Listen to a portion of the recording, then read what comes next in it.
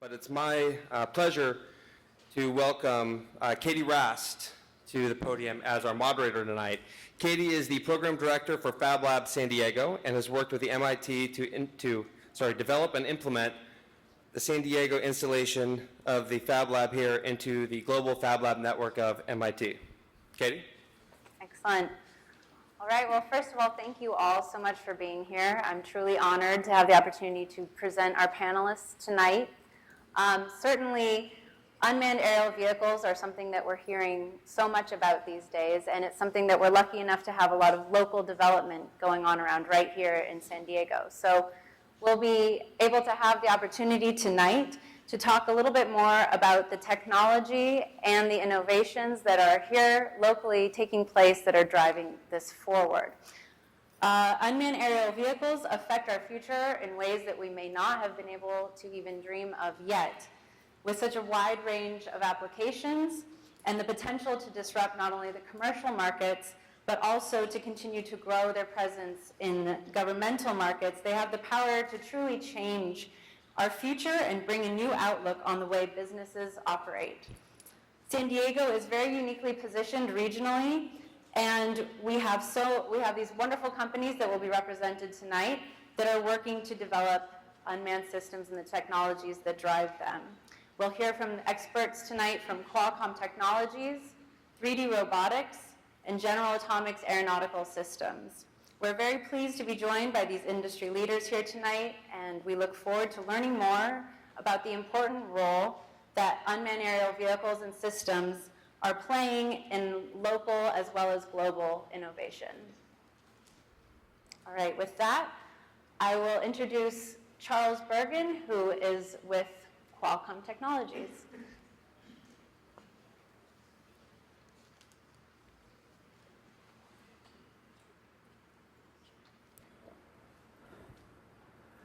Hi, so Charles Bergen. I'm a Vice President of Engineering for Qualcomm Research, as part of Qualcomm Technologies.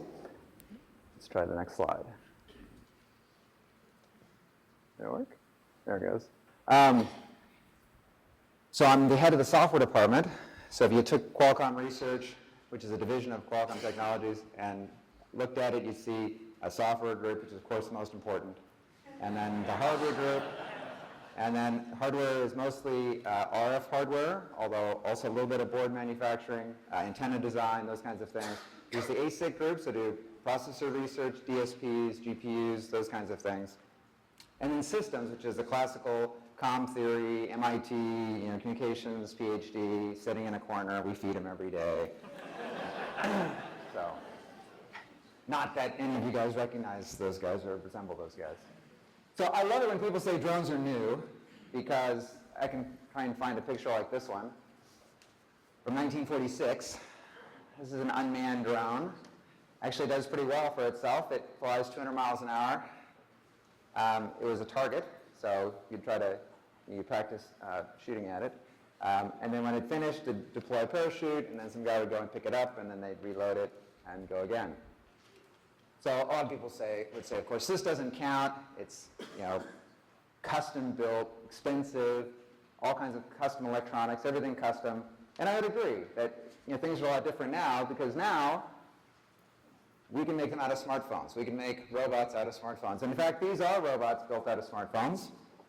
So if you look, these are smartphones that we got actually from the IT department. They look a little bit better than the ones we typically get. The typical one is all busted up screen, and somebody's dropped it and they turned it in, and they put it in a box, literally put it in a box for us, and then we get a box of them every so often. But this is actually a 3D printed robot, so you can see the 3D printed robot. We take a smartphone, plug it into a little controller board, and the idea here actually is this is something we give away to students. So university students, high school students, if you want to do robotics, you can get a phone from wherever, your parents' junk drawer, and make a robot out of it that you can print at home and have fun with it and write programs and learn how to do interesting things. Hopefully get excited about engineering, get excited about robotics, and go on to be an engineer at MIT.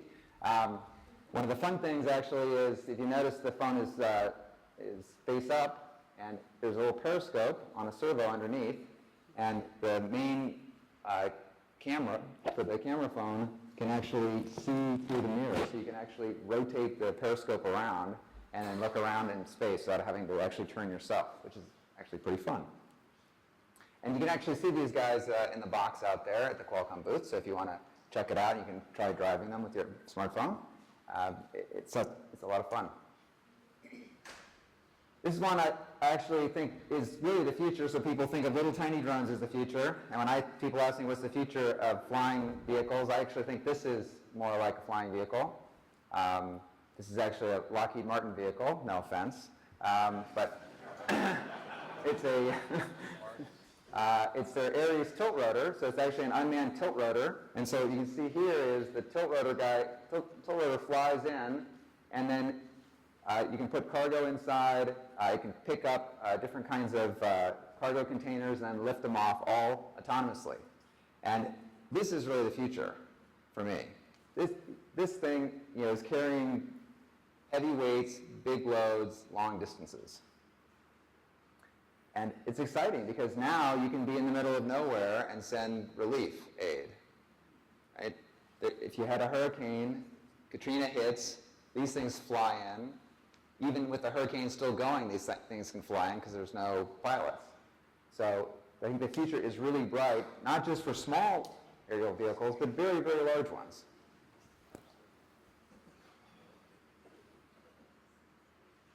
So robots need good brains. I have a robot at home. My robot is a Roomba, little automated vacuum cleaner. And I love my Roomba because it lets me have both a wife and a dog at the same time. That's key, right? And if you look at what actually would go into a good Roomba, a better Roomba perhaps than the one I have, which does not use a Qualcomm chip, you'd actually see a whole, this is a block diagram of a future cell phone chip, and if you looked at it, you'd actually see a lot of things that are really useful for that Roomba. So you have connectivity. I want to be able to talk to it. I want to be able to be here and find out how it's doing. And especially for robots that are going to go beyond line of sight, I want a radio that goes beyond line of sight. And to do that effectively today, that means something like LTE. Something that you can use a standard cellular phone network and talk a long range, long ways away to a drone that's far, far from you. The other thing you can see is computer vision, which is also really useful because for the most of the world, there are visual obstacles all around us that we naturally deal with, but robots have challenges with because they don't have common sense. And we'll come to that part later, but even if they have common sense, they can't see. So they need to be able to see, and they need to be able to see with depth. So that I can say, go through the door, and they go through the door.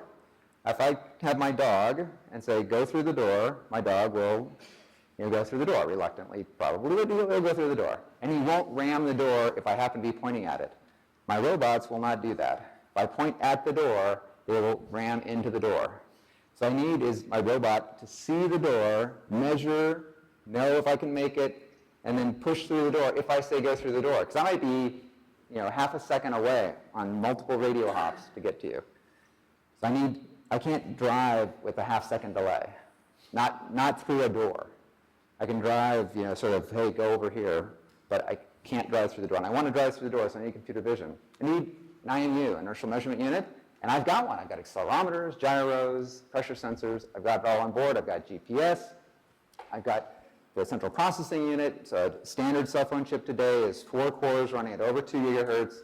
I've got a GPU that's faster than Xbox 360. I've got 2 DSPs on board, each of which has enormous processing power. It's a ton of stuff on here. Now, there's one box that's highlighted, which is the neural processor. And the neural processor, its job is to do things that aren't programmed but are trained. So that tries to act more like mammalian brain. And mammalian brains, like my dogs, actually get trained. So I say, go fetch, and it does, and it fetches. I think that's going to be critical because what you need is learning on the job. If the robot only has the programming it goes out the door with, you're in trouble. And I'll give you another example from my Roomba. My Roomba is really great until it gets wedged underneath my sofa. And it does that regularly because it's sort of propped up. One side is up on the rug and one side is not, so it kind of can get in, but then it gets jammed. And it has a little dance that it does to try and get itself undone, and it doesn't work. It always gets jammed. So a couple things I'd like it to do. I'd like it to recognize that that sofa is bad news. That's the sofa, man. Don't go into that sofa. In fact, I wanted to tell all his friends with the radio, right? Watch out for the sofa. Don't go there, right? I also wanted to try and learn, hey, if I go right motor, left motor, right motor, left motor, I can back my way out from underneath the evil sofa. And right now it doesn't. It just does the standard algorithm, gets wedged, calls for help, literally starts barking, you know, hey, help me, I'm stuck. And then the battery dies before I get home, and then I have to go hunting for it. Right? Usually pay my kids to go hunting for it. But how's that going to work? Well, we're going to do this. So what this is, in the bottom left-hand corner, is an Itzhakevich spiking neural network model, neuron model. We hook that up to sensors, so we have to create a spiking model for every sensor. So spiking is how your brain works. Your brain has about 100 billion neurons. It's taking about 20 watts. The MIT ones maybe take 22 watts, but a little more active. But it's incredible, right, to get 100 billion neurons running in 20 watts. So we're going to have very low power, that's the hope. Create that family of models, both sensors that we have to then create spikes from, so cameras and those kinds of things, pressure sensors, and then actually have output spikes, so manipulators, motors, those kinds of things. And the result is, hopefully, my Roomba gets out from underneath that sofa on its own. And we have a model then that we can then send to our friend robots over the LTE network, so all the Roombas overnight, once one of them figures out how to get out from underneath the sofa, they all get out from underneath the sofa. So what's next? What's after that? There's a lot of stuff to do. We've got natural interfaces. I want to be able to talk to my robot. I want to be able to go to it and say, put the kid down, right? Right? And it knows what that meant, which kid, right? Bringing down. It needs to figure it out. And from the context.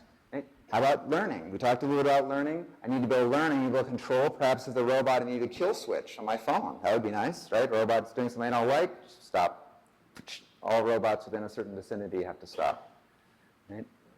Then how about big data on device? I've got all my phones and I've got all my friends' phones. Maybe we can all work together. So people worry about privacy, and I think that's a good concern, but I think one of the things to think about is what I really need the cloud to do is be a rendezvous point. Because if all of us, for instance, were coming to this meeting, and we said, is anybody else going to that talk on drones, and all of your phones said, hey, I'm going to that too, and they could talk to each other and say, how is the traffic on 5? And you could find out, is the traffic good or bad from people who are actually en route or already here, rather than trying to figure out, from Google traffic what's going on. And imagine all the robots are doing that too. So they're learning as they're doing things. They're delivering a package, they're doing a survey, whatever they're doing, they're actually talking to each other, and then the data of the whole community of robots, of phones, of people can be used actually to help people. Whether it's, hey, I just was flying to deliver a package and I saw an accident, I'm going to call it in to 911. Or, a better way to, like I said, get to an event, find a great sale, right? Your personal robot follows you along and sees there's something on sale. Right? There's just so much to do, and it's really exciting. And hopefully, I'm done. Thank you.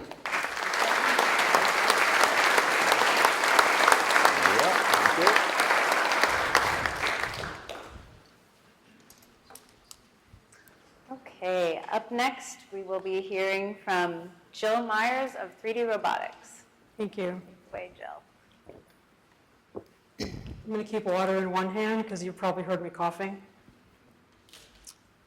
Is this the... Okay. So hi, Jill Myers, 3D Robotics.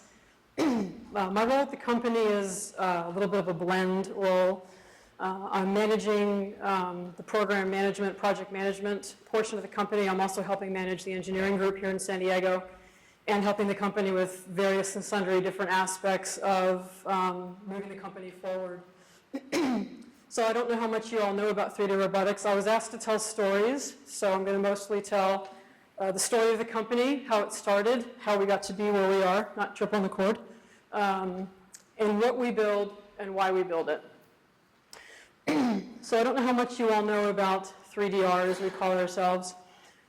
In 2007, Chris Anderson, who had been the editor of Wired, I believe co-founder as well of Wired magazine, Chris was playing with his kids. He has 5 of them.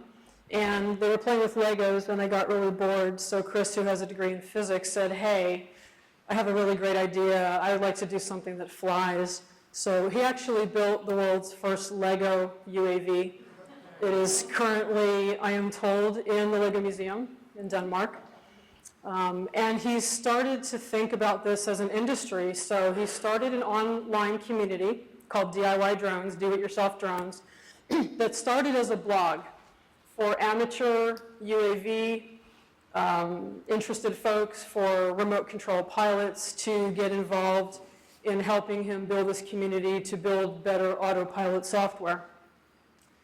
A couple years later, people started definitely helping him with the software, and that actually, that open source environment is what has built all of the software that we provide today.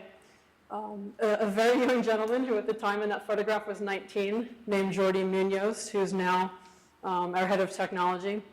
Jordi started putting posts on DIY drones, got Chris's interest, and lo and behold, they started 3D robotics in 2009. What had happened was a lot of the users of DIY drones started writing to Chris and saying, hey, the software game's really great, but we actually don't have a vehicle to put the software on, and we don't have time to make it. Can you get us a vehicle? So Jordi was very much involved in board development, processors, so they came together really to build unmanned vehicles, drones, to sell on a website, almost just to see how it would go. You fast forward to 2011, build an entire manufacturing facility. 2012, we now have, you'll see it on the chart, but we have a manufacturing facility in Tijuana right across the border with right now about 100 folks and growing very quickly with really state-of-the-art equipment, building all of the drones that 3D Robotics builds. In 2012, Chris decided this was no longer a side thing. He resigned from Wired magazine and he's been CEO since the end of 2012. These are the statistics as of March 30th. As you can see, DIY Drones has grown quite a bit. 51,000 active members. These are the top 10 countries that participate. And the way it works, because I believe some of you may be interested, the way it works is the great thing about DIY Drones is this open source development. We get to use the expertise and the minds and the creativeness of people all over the world, and we don't have to pay them. So they provide their expertise. We actually, I think we pay one, but they provide expertise, they give us great ideas, and if you're wondering if that sounds really chaotic and insane, what we actually do is we have pyramid tiers of users on DIY Drones. So if you went on DIY Drones tomorrow and asked for an account and we gave it to you, it's not like you can write code and we're going to put it in our vehicles, the next day.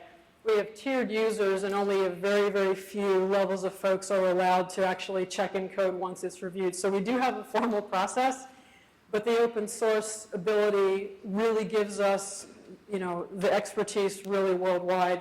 We have some real, our most popular developers and the folks who really drive our code. We have one in Switzerland. We have one in Brazil. Actually, I think we have 2 in Switzerland, 1 in Brazil. But we have folks all over the world. I'm sorry, 2 of my best engineers are in the corner, Chad and Emilio. They can answer all the hard questions. I've been at the company 6 weeks. So anyway, DIY Drones, fantastic effort that obviously paid off really well. Today we have about 170 people and growing very quickly. Our headquarters, only because Mr. Anderson lives there, is in Berkeley. We have the executive crowd, so to speak, in Berkeley. We have R&D engineering in Berkeley. All of the engineering, all of the design is done here in San Diego. We just moved to a new facility this weekend in Otay Mesa. Very large, 40,000 square feet, I believe. We actually have an indoor flying arena where we're going to fly the vehicles inside now instead of going to find a field. We have a sales, marketing, and outstanding video production team in Austin. and the Tijuana facility doing the manufacturing. The bottom left photo is some of the gang, I believe about a year ago, up by I think it's by the Berkeley Marina where they fly every week, and on the right are some of our key geniuses in the company up in Berkeley. So what do?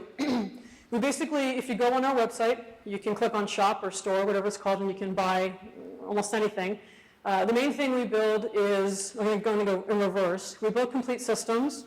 We have the Iris, the Y6, the X8. The Y6 is the 6 because there's 6 motors, 3 legs. The Quad is 4 legs, 8 motors.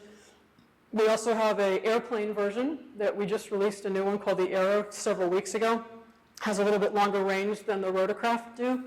And then the Pixhawk is an autopilot. You can actually buy a Pixhawk autopilot and put it on your own drone if you are one of those who likes to build them from scratch.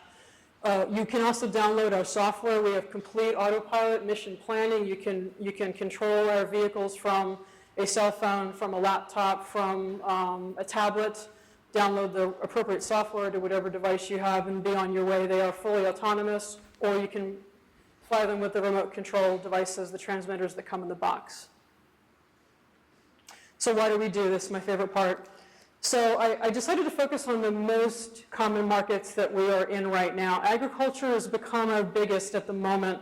There's a lot of farmers out there that spend a lot of time walking the fields. There's a lot of vineyard owners that spend a lot of time going up and down rows of grapes, looking for bad ones, looking for areas that need more attention, farmers looking for areas that need more water, less water. It's amazing to me how many of these industries, how many of these individual farm owners and vineyard owners are using our UAVs to make much better use of their time, saves money, et cetera, et cetera. I believe in what I've researched since I've been with the company, there's folks using all the 3 sizes of our drones for various and sundry reasons. And the vineyard folks right now are using the airplane because it has a slightly longer flight time. The rotorcraft go for roughly 15, 20 minutes until you change the battery. And right now the airplane, I believe, goes 40 minutes on a battery. So you can get much more life out of it. Aerial survey. We have so many folks using our stuff for aerial survey. I decided to pull this up in the San Francisco Bay Area. There's a museum, the USS Hornet. We got permission to take several vehicles on there. One evening, did a complete mapping of it, and that's the aerial stitched mapping of what came out of that effort. Sitting there is the same version of the Iris that we have out here in our booth. It is the Iris with longer legs.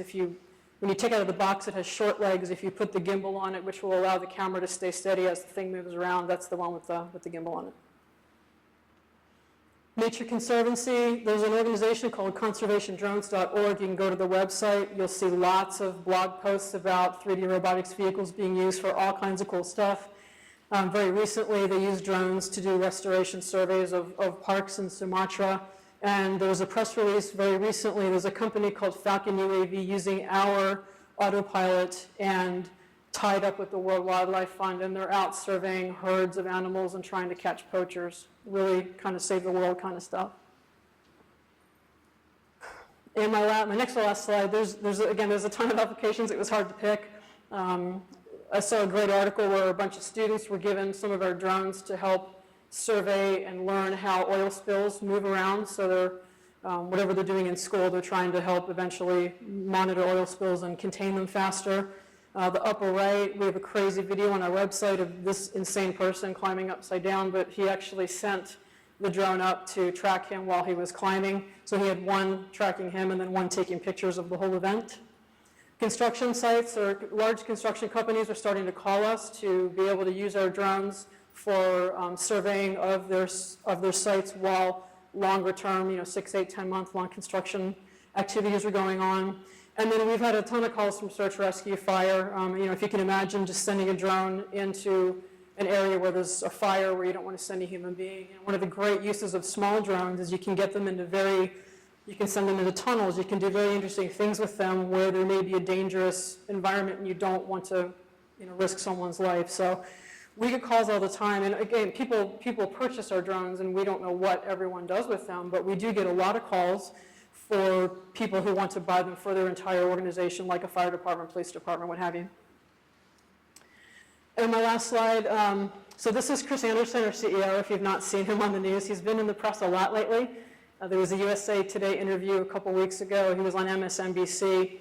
And this month, and I have the magazine outside, he actually is on the cover of Popular Mechanics as one of the top leaders of the new revolution of what's happening in industry.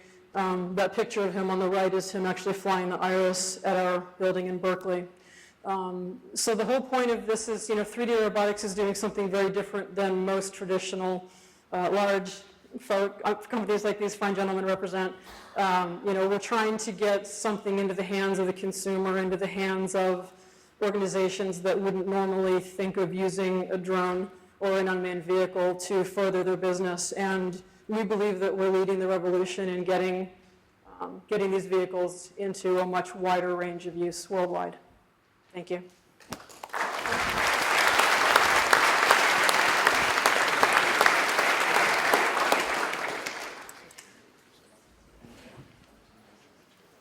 Okay, thank you, Jill. Next up will be Lyndon Blue from General Atomics Aeronautical Systems. This will be your controller. Green? Good. Okay. Okay. Well, thank you for having me present a little bit today about the company that builds the Predator class system of what we call unmanned aircraft. And you'll hear me saying RPAs today.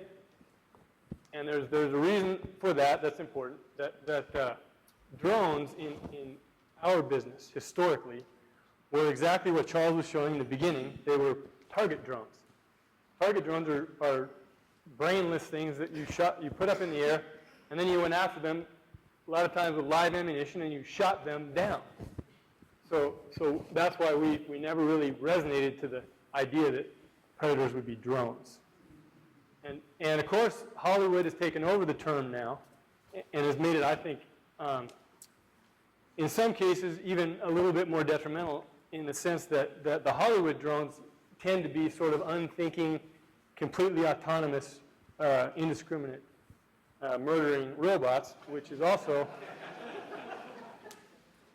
so every time we hear it, we do wince a little bit. But we're getting over it, but I will probably use the term RPA. That is also the term that our customers use, and that's always a good thing, to say what your customer says.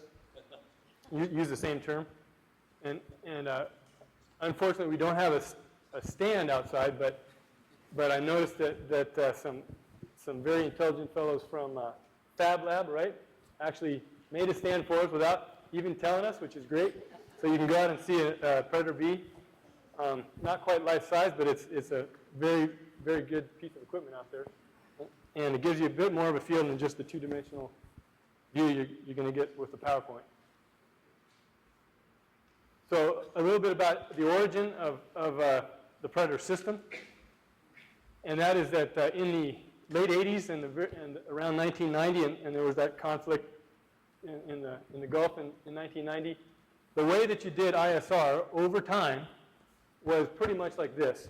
If you wanted to surveil land for a long period of time, like over days, and as you may recall, it was weeks and then months, this is how you did it. You had to put up a fighter who runs out of gas after about 2 hours, so he has to go up to a tanker, which you also have to put up. And then after a while, the pilot is not going to do it anymore, so he'll land after maybe 3 tanks, maybe less. Or you put up a wide-body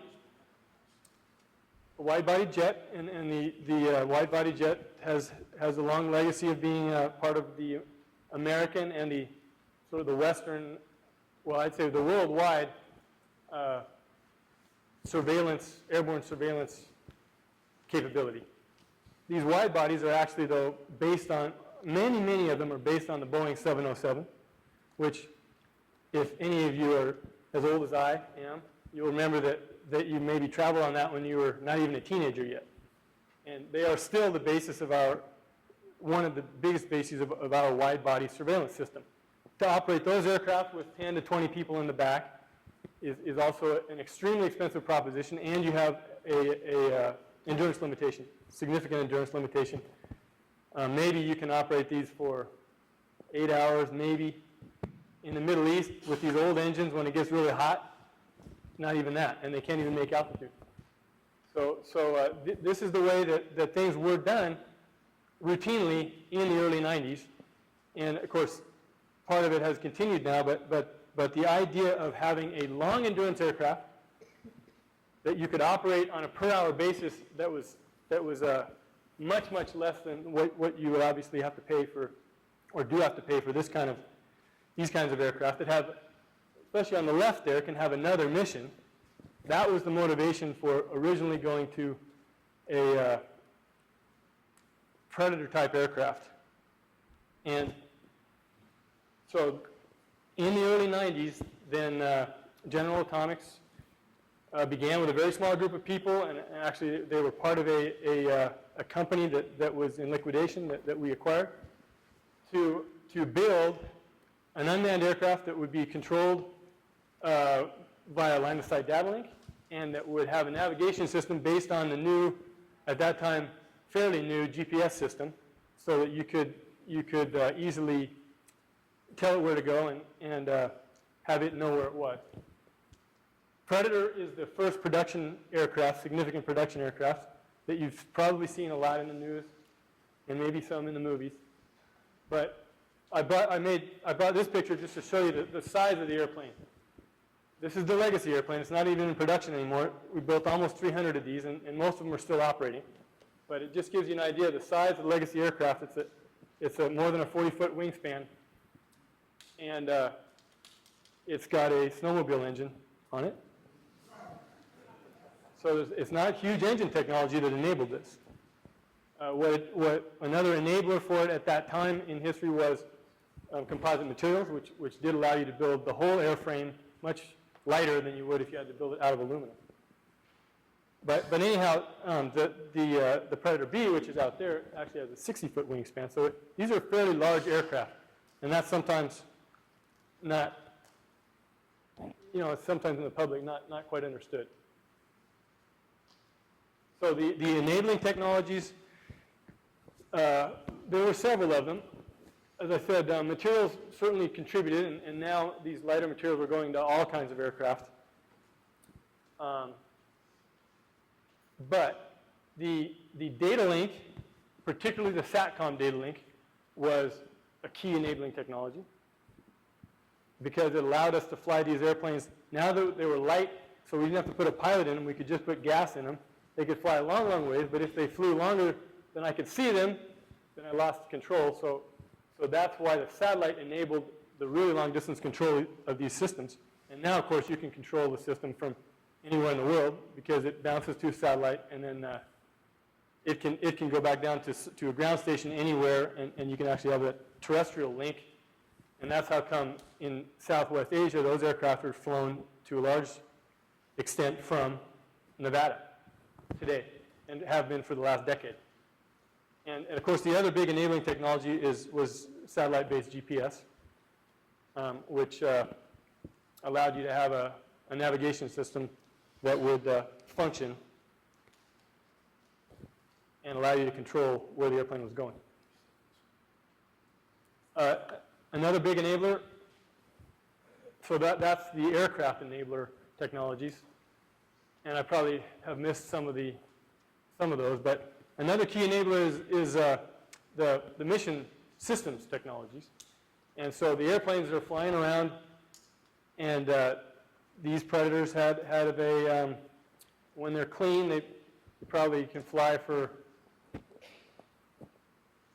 over 30 hours. But so what? So it's flying up there for a long time. So the point is, what does it do? Mostly what it does, and what it has done in the last decade, is it's got a video camera on it. And the video cameras have been getting better and better. In video technology, the electronics of going to high definition, which is a commercial thing, where the commercial industry obviously led that development, has been a big facilitator for being able to get high quality video from an airplane that's flying at 25,000, 30,000 feet.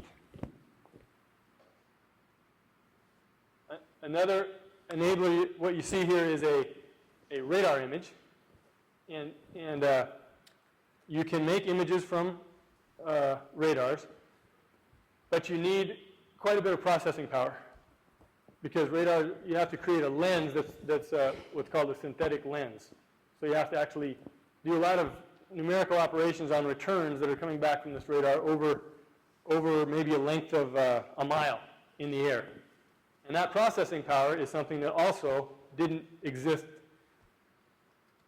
and certainly not as cheaply or as compact as back in the 80s, let's say, as we have it now in the in this millennium. But we started getting, much smaller processors, and we were able to cool them, and we were able to make them pack them into smaller boxes all through the 90s and the first decade of the 2000s. That enables you to do things like this, and particularly one big advantage of doing this is that on those days when there's a cloud deck, it doesn't matter, because radar wavelength is pretty much unaffected by a cloud deck. It's below you, between the airplane and the ground.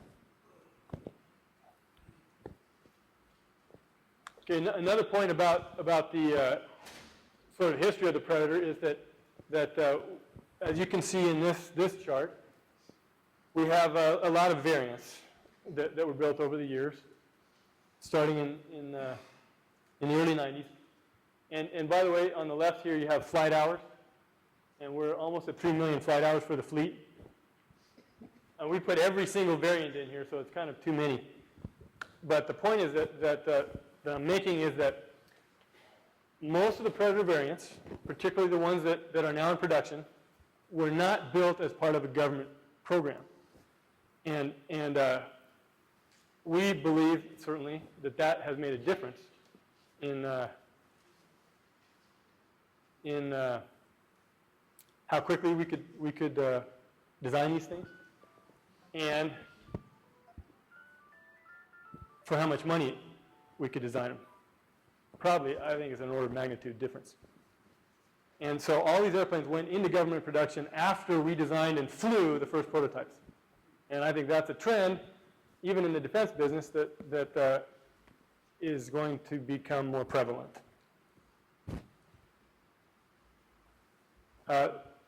Another bit of our history here is we were very small when we started. We would ask people to build us some actuators, and they say, okay, how many? And we say 7. And so that was the end of that. So we had to do this really do it all ourselves. And so we became very vertically integrated, and we still are. That's got a lot of advantages in terms of control over your quality and your schedule. We still have some very critical suppliers. But it's not like we tried to hog this on purpose. We had to do this, and we've grown this way. And in fact, now we are challenged to make our supply chain more robust and more diverse. Okay, so a couple of key uses that you probably know about, but I'm not going to discuss the use that's in the front page of the papers all the time, because that's the one that everybody reads anyway. Well over 90% of the flights of any Predator-class aircraft today, as we're sitting here today, is in support of American or Allied ground troops. And so this image just shows that this guy's got the newest generation of rover. Actually, this is not the newest anymore, but it was a year ago or 2 years ago. The Rover 5. So he's watching the video that the airplane's watching. And the airplane is broadcasting it down through an encrypted omnidirectional data link, so that this guy knows what's on the other side of the compound wall. So before I go into these civilian uses, I would emphasize that I don't think there's a future for any ground force anywhere without this kind of persistent overhead cover. It's different from anything that they could have ever had before, because it's always there, and that's the main thing. Okay, so the uses that are not quite as well publicized, some of our, NASA operates these aircraft, and all these wildfires we've had in recent years in California, these NASA aircraft and their infrared sensors have been patrolling those wildfires up and down California and up into the Northwest. We have, well, we were supposed to have one of the Border Patrol aircraft, which I guess they didn't put on. It has a different paint scheme, but anyways, there's 10. We've got 11 Border Patrol aircraft on the northern and southern borders. They flew during Katrina, they flew during the hurricanes, and they get a permission, from the FAA to do that. Okay, total system capability. The point is, it's not just the airplane, it's the whole system, and the integration with the ground network. And the future, there are 2 slides for the future. The first slide is we got to integrate into the civilian airspace. And the biggest challenge is really sense and avoid. So that's the robotics of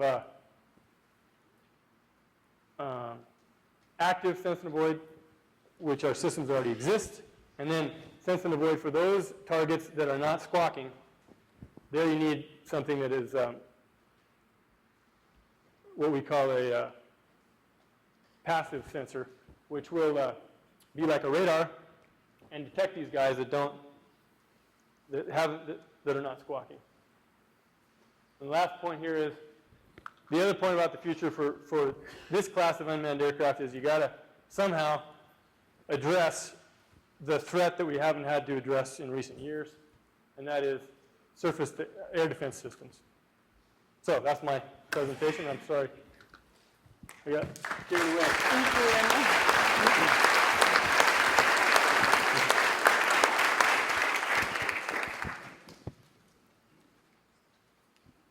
All right, we are going to begin our panel discussion. So I believe that means we will be moving the furniture a bit, and we'll all join back up here.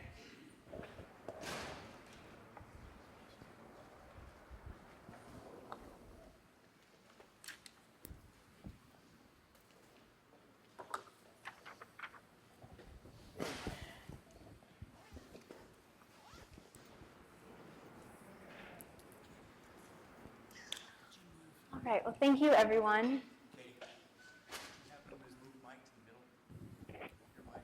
Move my mic? It's over here, you start down here.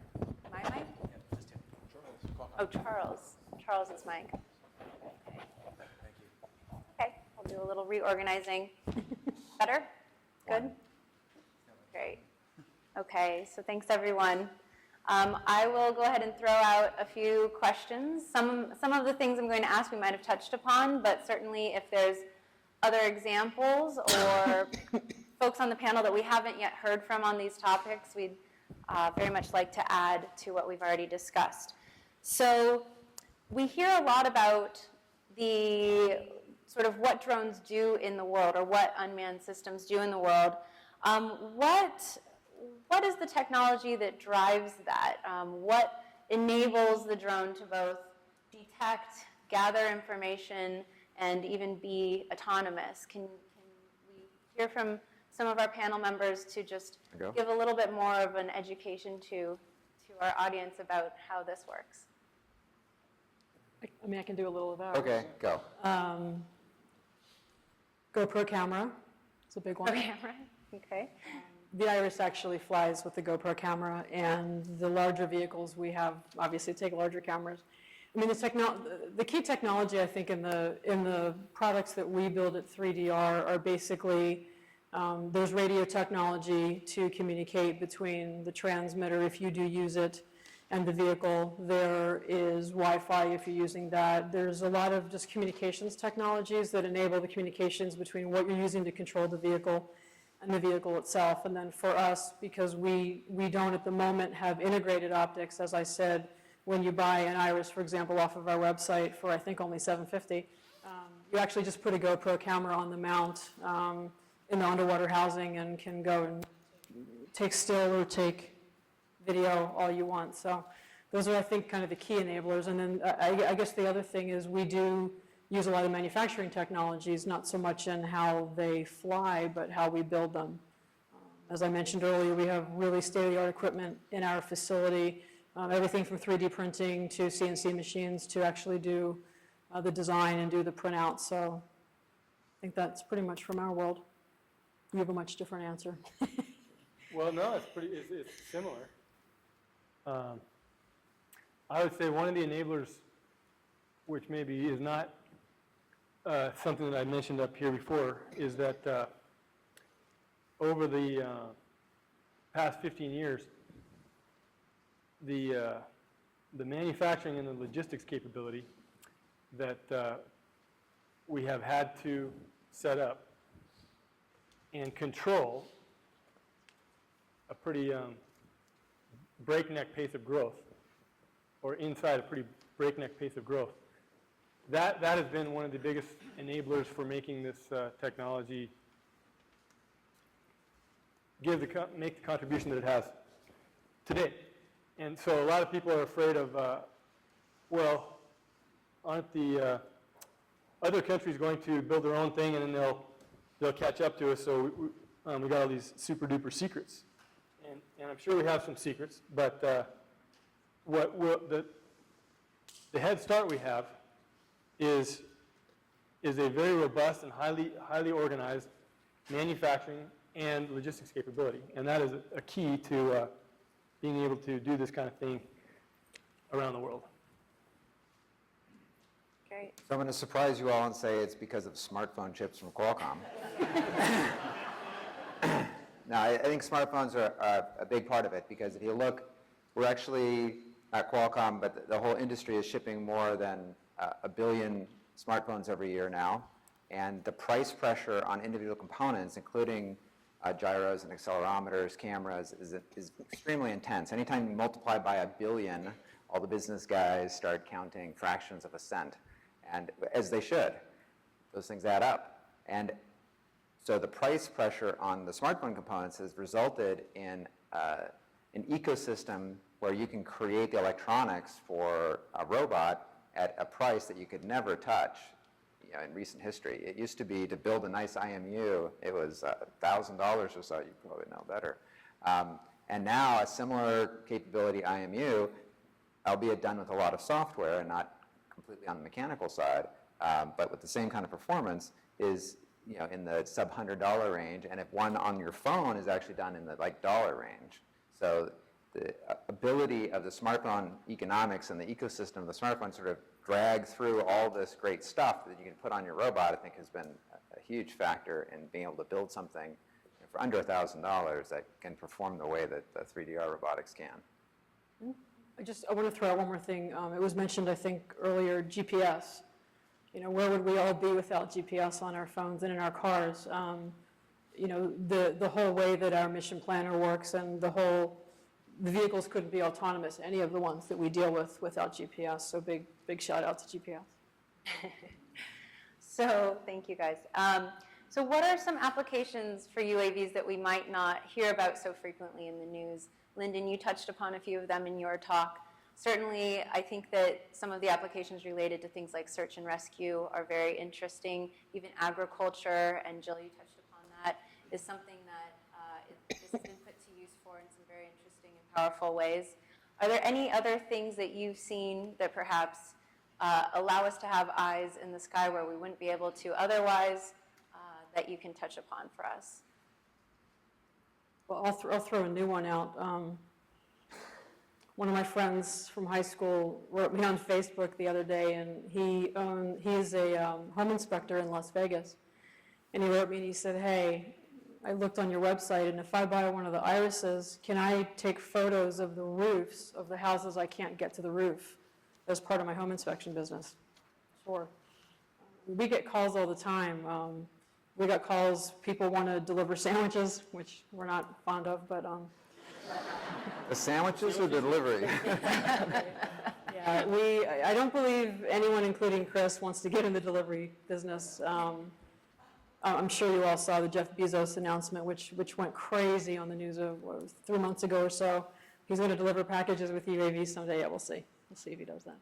But we get, especially with this DIY drone community, we get information from people every day, every hour of what they're doing with the products. And as I said earlier, especially with ours being so small, you can definitely get to places you normally can't. We have someone who's using it to photograph and film surfing competitions. We will have the ability very soon to have the drone just follow you wherever you go, sort of autonomously, which would tie into any kind of cinematography, sports, what have you. We get new ideas every day, actually. I could go on for hours, but I won't. I think actually for the aging infrastructure inspection is going to be a big deal. So you think of bridges, you can have the drone go inch by inch over the bridge, go back, get another battery, keep going, and then measure the images it took this year from last year. And now that 1 millimeter crack from last year is 2 millimeters, and you start to think, well, this is a problem. Now, to getting a human to go out there and start measuring with calipers every crack, that's just not going to happen, right? The cost is enormous. And the result is you have all kinds of bridges, and you probably heard a couple of years ago where basically a Caltrans crew was working, and suddenly the guy looks up and goes, well, that can't be right. And the engineer goes, you're right, that's not right. Well, it's, they just happen to inspect the bridge. What you need is these drones flying everywhere, doing inspections of all these bridges, because then you can decide where to put the money that that is scarce into repairing the bridges and basically infrastructure that needs it. And I think that's going to be a huge cost savings in the future. Absolutely. Well, I'd say, I don't think that I mentioned that the big trend to get maritime surveillance to be part of long-endurance unmanned aircraft's role. Maritime surveillance historically has been done by wide-body aircraft. Actually, the most prevalent ones are older than I am, and they still fly. But they can only fly for maybe an 8-hour mission nowadays, and so that's a ocean surveillance and also remote areas of the Arctic, where there's also an infrastructure component, pipelines and offshore platforms. Those are all areas that are coming now, and there's a great deal of money being spent on it, but there's not that much of it being done yet. There's some, but not that much. Mostly people thinking about it. All right, thank you. So we heard a little bit in your talk, Jill, about this amazing story where people from around the world collaborated and developed a system that basically led to the birth of this DIY drones movement. And certainly the ability to crowdsource in that way is something that comes along with what's often called the open source community or the maker community or the maker movement. Not only for 3DR, but for everyone at the table. Are there ways that you see that community or that movement might be leveraged or might benefit your developments or might benefit from your developments? Go. Yeah, go ahead. Actually, so I can say, from a legal point of view, we actually work on open source stuff. Not a lot of it, but we do. And we use a lot of open source stuff to build prototypes. I think that, at least from my point of view, from Qualcomm research, the big power we get is if we need to build a prototype quickly of a radio that we're going to put in a van and drive around, instead of having to build all the components ourselves, we can do it with open source utilities, servers, those kinds of things. And then we can actually solve the problem that we're trying to solve, which is building a particular radio that is world class, world beating. Then we can take that bit of the radio and go out and sell it, make some money, put that back into developing the next prototype, the next thing that comes along. And that cycle is a very virtuous cycle and lets us do a lot more with less money. And I think that the ability to make that kind of leverage into real products that then go to pay mortgages and build communities is a huge part of what makes Qualcomm successful. Okay, well, I think that we, for the larger aircraft, we are trying to become part of the commercial world again. And we've been very much sucked out of it now because we're primarily a government contractor. But one of the big challenges, which we're working on, is to allow this open source collaboration mostly on the mission side, because if we can separate the mission side effectively from the flight critical side, then we can do lots of civilian kind of things that will not affect the airworthiness of the aircraft. So airworthiness is a big challenge for us, whether it's the military's version of airworthiness or the FAA's, which neither really have a very clear vision of what they want that to be in the future. But our response is we can't wait for that decision, so we're just trying to separate the mission side so much that we can actually do this sort of open source collaboration on the mission side and not have to go back through all the regression testing that would normally be required as it is now. Great. Okay, so San Diego also is an interesting place for the business of drones. We have perhaps even an unusual amount of development going on here. So that seems to perhaps be something that in some cases might have a regional impact or may have been impacted by the regional nature of San Diego and manufacturing ties to Tijuana and this sort of thing. Is there anything else that you think is adding to this to make San Diego such a unique place for drone and UAV development? So I'd say UCSD has been a huge help. So there's a lot of robotics efforts going on there. There's labs there, certainly a lot of control systems work, but also electronics, computer science, and that's been a big help, and it's been great to work with those guys. And so if you're into robotics out there, I recommend contacting UCSD. It's been really good. So I put them high on my list. You are an alumni, aren't you?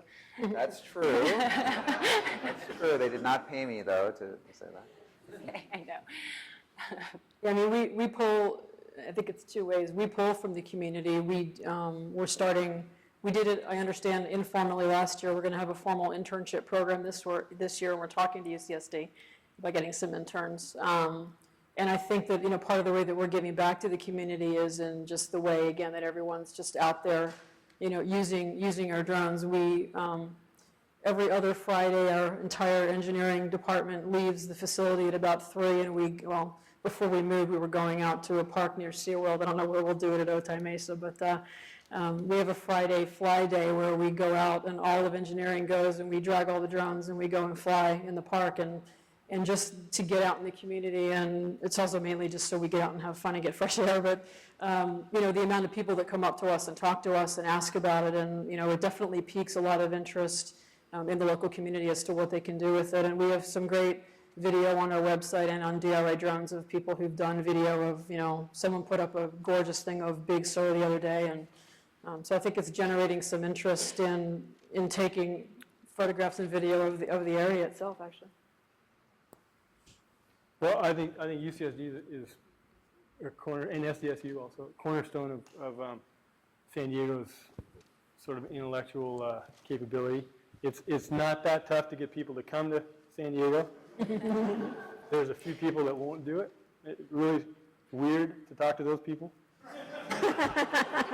But it happens.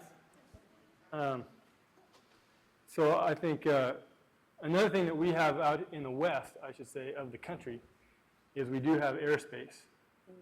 Now, of course, the FAA is everywhere, and it's not like you can just fly wherever you want. But the fact that you do have some unpopulated areas, and you do have restricted military airspace where you can't, that are ranges that are used to doing experimental things, that is a reason why this region is, I think, got a competitive advantage in the U.S. and worldwide. The Europeans would dream of having that kind of airspace capability. You can say way up in Sweden, but in the winter.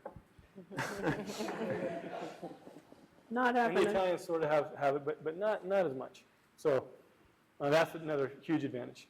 And I think one thing that we are very conscious of is to keep this, the strength of science education going on here in the region, science and engineering education. And we know that's a tough challenge, and the people have kind of shied away from that in recent years. And so we're focusing on the K-12 kind of STEM level and try to do what we can in different ways to encourage that. Excellent. That's great. That's great. Yeah, we are lucky. I didn't mean to razz you about being an alumni. We are very lucky. We have a wonderful university system here, and I myself work with UCSD, so we like them very much. So with that, I'd just like to leave you with one last question, which is, with everything we've touched upon, everything from development of the technologies themselves that power these drones to the sort of local, regional ecosystem that, perhaps helps us all take something from it to better our position here, to the many, many, many varied applications that we're seeing expressed through the use of these tools. What would you hope to see for the future, in all these realms, both community use, civilian governmental applications, or any one of them? What, if the world were yours, what might you hope to see? Charles, would you like to begin? Well, I mean, I have to say, I think because my boss is watching, Qualcomm chips everywhere, right? I mean, it's going to be... Are they not everywhere already? So, from my point of view, every drone should be a flying smartphone. And I think that's really what's going to happen, because you can't, from my point of view, there's no way you can compete with the ecosystem that the mobile phone has. We make new chips that are, twice as good every 18 months. And there's no other ecosystem on the planet really that can keep up with this anymore. We sell more computers than everybody else put together. And I think, for me at least, what the future holds is incredible, because all of the devices that are going to be able to use that ecosystem to make their own device better, all the manufacturers that can use that ecosystem to make their own device better, and do it very inexpensively, because they can do it with guts of a phone that was designed to be $10, $20, $30, in China or in India.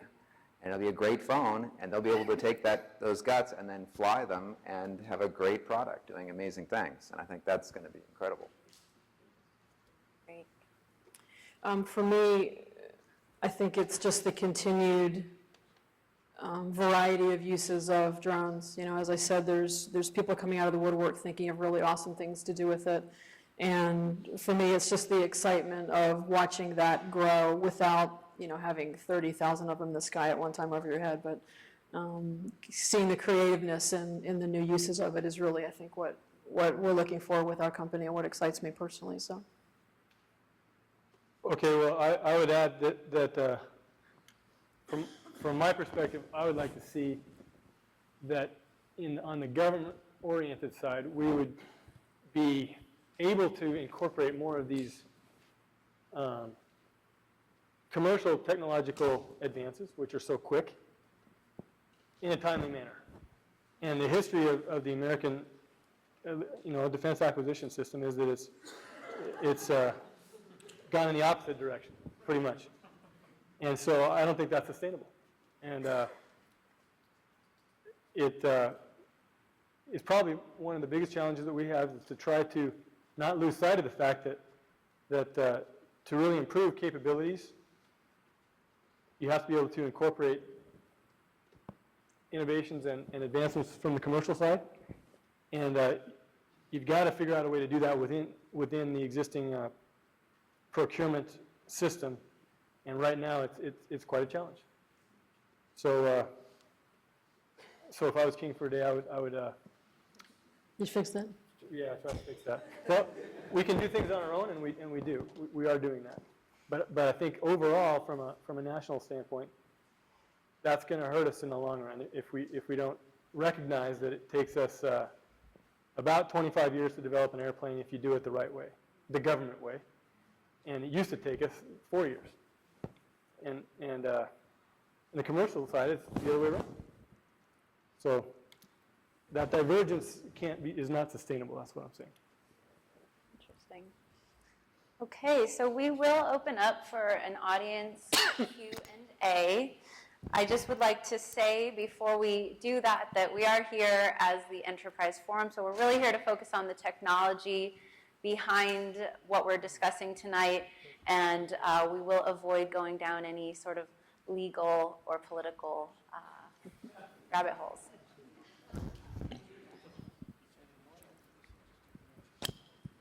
Hello, Kevin Swanson with Syntropic Systems in San Diego 2015.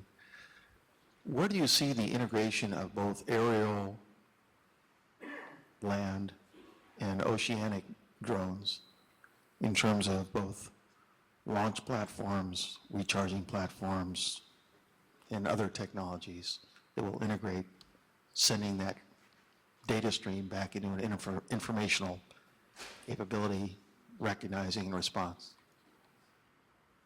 Any or all?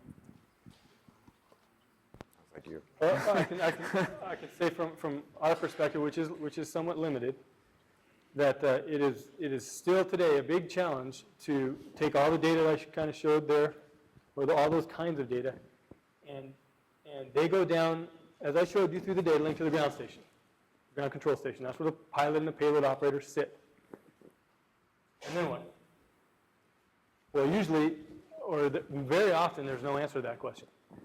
So just getting the data from the aircraft into a network, which can then be used by analysts that also have other source data from ground vehicles, human intelligence, and also from ships and underwater vehicles, is still a very big challenge. And there also you have the competition between the commercial world that does this kind of federation fairly quickly, and the government programs of record which do it slower than molasses in January.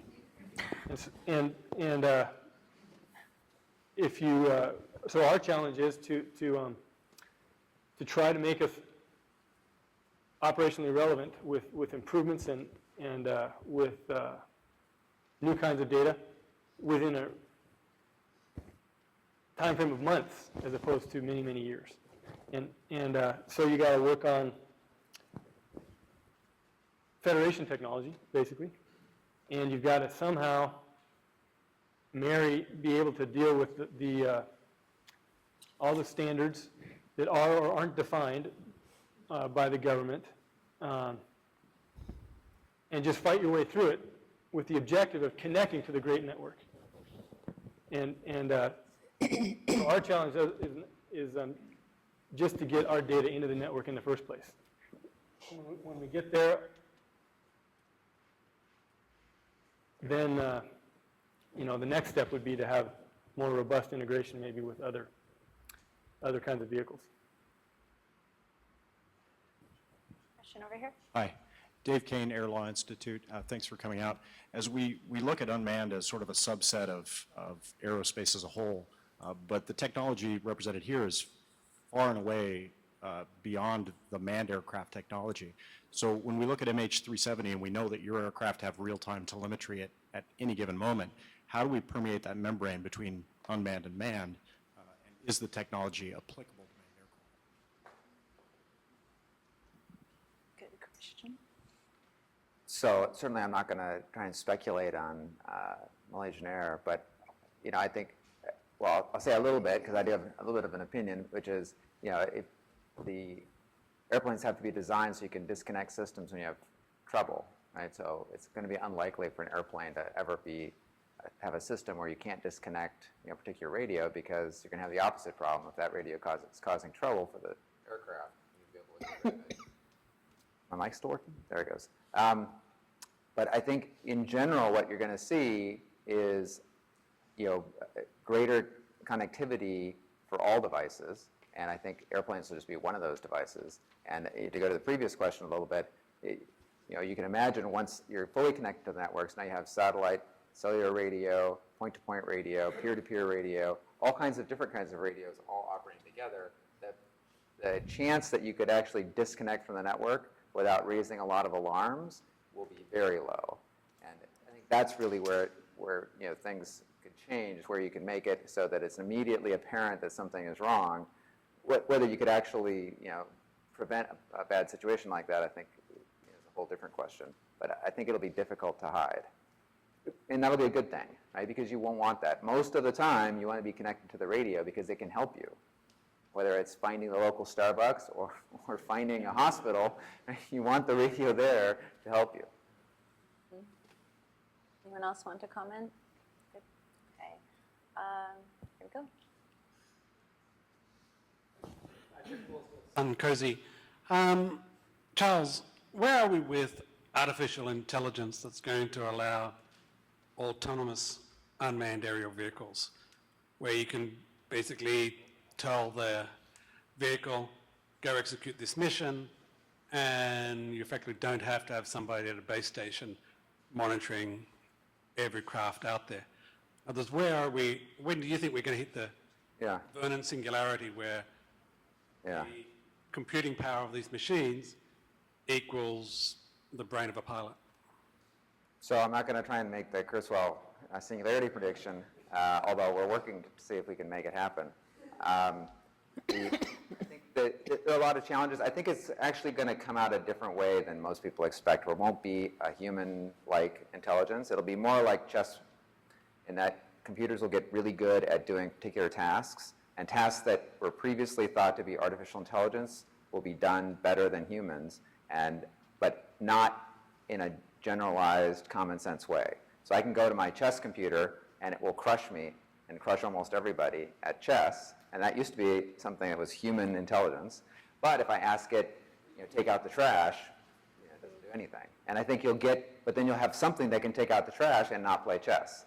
So in very point solutions that are interesting, I think you will see common sense like human intelligence, and there might be, experts talk about, at what point could you actually do a full mission without a human in the loop. I think that's probably pretty far away, because generalized common sense is too hard. So if you have an unconstrained environment, for instance, like an aircraft mission over, a long range, I think it would be very difficult to say you'll never, need a pilot. I think you'll always have some number of pilots that you need. Now, maybe less than the number of aircraft in the air, but you'll still need them there for those things where it doesn't have a canned solution. The woman in the center. Oh, excuse me. Gentleman in the front. Schwartz from ITT Tech. I have a question. Jill said something about her owing a debt of gratitude to GPS systems. What happens when they go out? What happens when a forest fire knocks out a cell phone tower? You might have the technology together, or a satellite is attacked by either a solar flare or some EMP. You've got the ability, in the time it takes to launch a satellite, you could launch thousands of drones on command that have already been protected in Faraday cages just for an emergency, and then supply temporary cell phone tower service in a network of drones that would be, for first responders and anybody who's got surviving equipment. You could get together and possibly do that. Have you given some thought to that? Okay. I believe that was for you, Jill. Well, our vehicles right now, if GPS goes out, it just lands itself wherever you had told it to land. That's how we handle it today. I'm not sure what we're going to do long term, when we get into vehicles with longer missions. But, for the 15 to 30 minutes we're flying, it'll just land itself if GPS goes out. Yeah, we can last on GPS for close to maybe an hour or two with the inertial guidance, and it will drift some. So we don't like to lose GPS, but we can survive on GPS and typically come home, or go to some place where we can get GPS. The movements afoot are to have redundant GPS, so you're not just stuck on the American GPS system. And of course, there are advances against spoofing and that sort of thing, some of which are very well established. I think that the future is that you will, people are focusing a lot now on what do you do without GPS. And I think you will get better inertial navigation so that at least it's not a catastrophic issue. At least you can break off mission and return home. No problem. I see a woman in red in the center row that's had her hand up. Oh, so sorry. I'm Chance Roth of the San Diego Drone User Group, and so I've sold a couple of drones on Kickstarter as well. And I'm interested to know what business aspect do you think is the biggest for drones? Is it services, equipment, or data? Knowledge is power. I think it's data. I would agree with that. Yeah, I agree, but the data, in my view, is that it is data, but you have to have the service to help the user make sense of the data. And most users don't know how to do that. So it's a data service. So. Combination answer, I like that. Okay, over here. Hi, my name's Heather Warner. I think in this forum I'm just a recent escapee of the Pentagon and Kabul. I'm interested when you guys talk about power, when you get into specifically the logistics tail in an operational environment, but also in general in commercial use. We talk about the impact of a fuel tail. And the fact that you're still running on jet fuel, or the regard of batteries dying, or how much power you need to run a system. How much of that impact or that investigation into alternative solutions to those problems, either advanced batteries or non-fossil, non-liquid fuels, et cetera, is affecting the UAV environment right now, or is it just not integrated right now with what you guys are doing? We're definitely looking into that. I mean, right now, the flight time of all of our vehicles is completely driven by battery. The battery dies, you're done, period. Go get another battery. We are actively pursuing in our advanced technology group definitely different battery technologies and different ways to solve that problem to get longer duration, absolutely. Well, if you do an energy density calculation, jet fuel and most hydrocarbon fuels are the most dense that you can get. And so I think electric power is absolutely key, but we still are pretty focused, I think, on getting it from that fossil fuel. And we want that airplane. We have done at least something about the fuel logistics train by not making having that airplane be able to fly for 30 hours without refueling.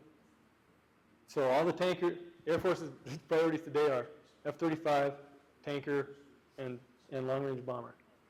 All those tankers, we don't need those tankers. We can't do anything with the tankers. So at least we've partially addressed the fuel chain. And one of the enablers, I would say, of our class of aircraft is we didn't have to build new propulsion systems. The Predator B, the scale model you see out there, is run by a turboprop engine that is a commercial engine. It flies on those swear engines, those really thin ones. We used to call them Garrett's on a stick. So we've used very conventional technology there, and focused on other areas to enable the long endurance capabilities. Back over on this side. Hi there, Julia Kane from Qualcomm. I'm very interested to hear from all three of the panel members regarding the analytics underneath the photographic data that's captured, and how you, are there plans to standardize the way that data is captured so that it can be analyzed across platforms? You use as an example the forest services, what it looked like here and then, or the cracks in the bridges, or from an agricultural perspective. How do you standardize that across platforms between the data that's captured? I think it's hard. I think the hardest part is, since the knowledge has the value, then I don't want to share it. I want to charge you for it, right? Because that's probably my business model, is to charge you for it. And so I have to have some way to charge you, and if I let you reuse it, then I'm losing out on a future sale to somebody else, right? So I don't even want you to take the data and then use it to make a decision that you then give to somebody else. So I think it's actually a big problem. You see it all over the place already in the kind of data that is collected, and I don't think it's going away, because I think, again, it's a business model problem. Yeah, I think ours at 3D is a little bit different. You know, most of the data that we capture obviously is video or still shots from a camera. So what we're trying to standardize is the end processing once the vehicle lands. You know, how do you take, if you're doing laps in a vineyard, how do you take those data images and stitch them together into a contiguous picture? We want that processing to be standard regardless of what the uses of our products are. So that's the only standardization, I think, right now as far as post-image processing that we're looking to do, and we are working on that actively right now. Well, I would say that the experience of the last 7 or 8 years has been there's a lot of focus on video standardization so that everybody can watch everybody else's video. And so you actually do have a pretty decent video dissemination system at least for digital video now, throughout the Western Alliance, including Japan and South Korea. And those are positive movements. There's a lot of standardization that has happened. The big challenge with standards is that people see them different ways. And so sometimes it takes committees of people to actually figure out how you're going to fill the standard that already exists. But for the most commonly used kinds of sensors, there's been a pretty good work on being able to exchange that data so that people with different readers can see it. But there's a lot more to be done. Okay. Well, it sounds like Melissa, one more question? Okay. Go ahead, sir. Hi, Clay Carmel with PDICTA Corp. My understanding is under FAA rules, commercial use of drones or RPAs is illegal.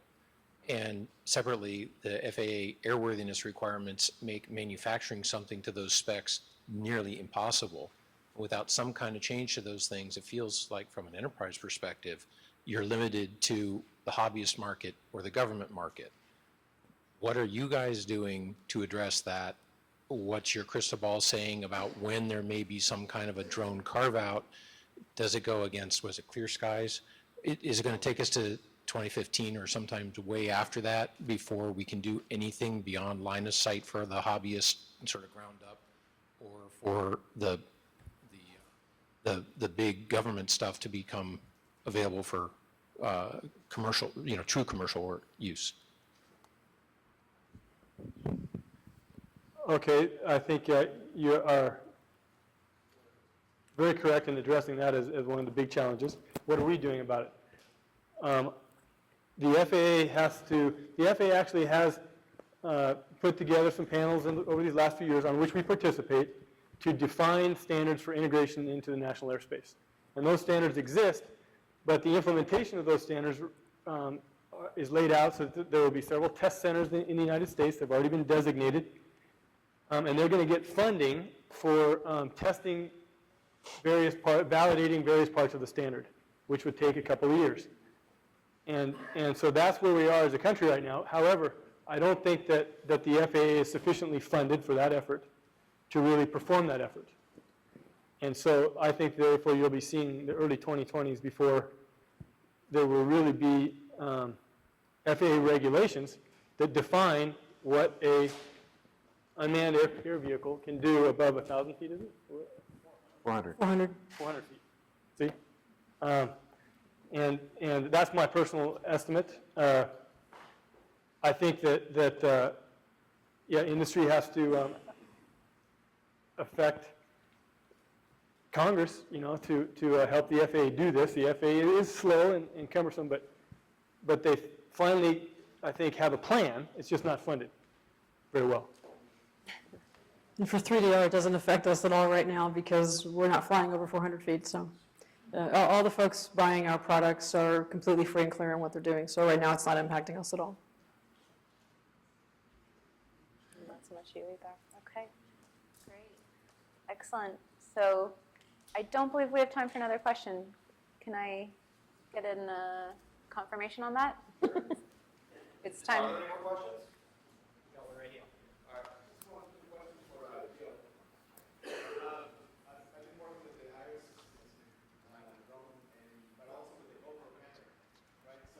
Seems to be that the word on the street that there's a conflict. Well, they both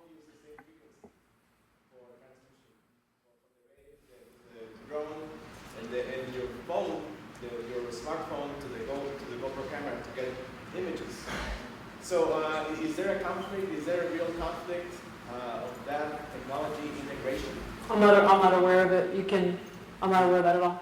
Okay, all right. We have no issues with, So I'm afraid of using my iPhone, my phone, to use my phone to get photos from the GoPro. yeah, but keep in mind in the instructions, it says to turn the Wi-Fi off on the GoPro. Well, that's what I'm talking about. Yeah. Integration of systems.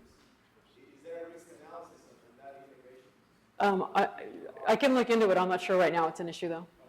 Thank you, though. And just for our audio recording, that was a question about RF interference, radio frequency interference between the Wi-Fi on your phone and on your GoPro. Okay. Katie, let's take this last word right up here front.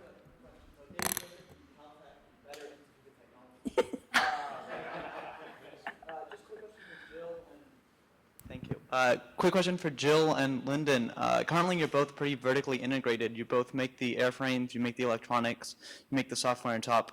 Do you foresee that going forward for the industry, or do you see it more subcontractors for your software, subcontractors for your electronics, your airframes, different suppliers, like you might have a Chinese airframe coming in or something like that? We actually do have a supply chain at 3D Robotics, and we do actually get parts from other organizations. So we're not doing 100% of it ourselves right now. We're doing the integration, and we're doing all the design, but we do actually get some parts from, our GPS we buy from uBlock. So we're vertically integrated, but we do use supply chain. If that answers your question. Yeah, I think we will certainly continue to build the airframe, and we will continue to do a lot of electromechanical parts and the electronics.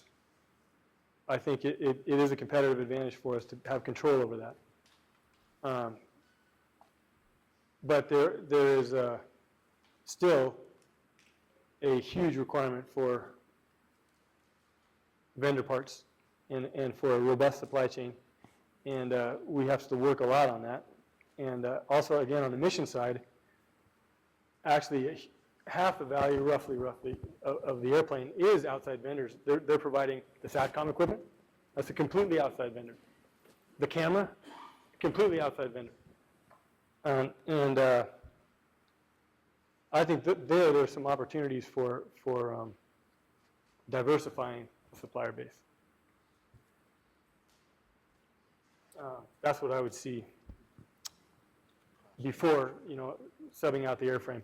As we go to export markets, you got to look into that even more, because there's more of an emotional thing, a political thing about you got to have local content. But that's kind of the breakdown as I would see it from a business standpoint. Okay. So Lyndon, Jill, Charles, thank you so much for being here with us tonight.